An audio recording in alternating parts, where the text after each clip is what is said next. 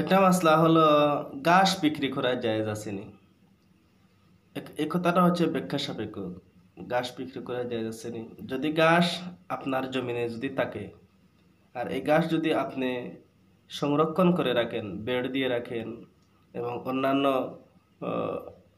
চতুষ্পদ প্রাণী, গরু ছাগল যাতে খেতে না পায়, এই জন্য আপনি যদি বেড় দিয়ে রাখেন, নেট দিয়ে রাখেন এবং সার পানি সিঞ্চন করে যদি ওই গাছ যদি আপনি পরিপাটি করে রাখেন, তাহলে ওই গাছ বিক্রি করা জায়েজ আছে এবং এর মূল্য আপনি ভক্ষণ করতে পারবেন। তবে আপনার জমিনে গাছ উঠেছে, এটা আকাশের বৃষ্টির মাধ্যমে, আসমানের বৃষ্টির মাধ্যমে গাছ হয়েছে, এটা আপনি লালন পালন করেননি, আপনি সংরক্ষণ করে রাখেননি, বা কোনো গরু ছাগল যাতে না খায় এজন্য আপনি কোনো কিছু করেনওনি, তাহলে এমনি এমনিতেই উঠেছে আপনা আপনি, তাহলে এমন ঘাস বিক্রি করে আপনার জন্য জায়েজ নাই।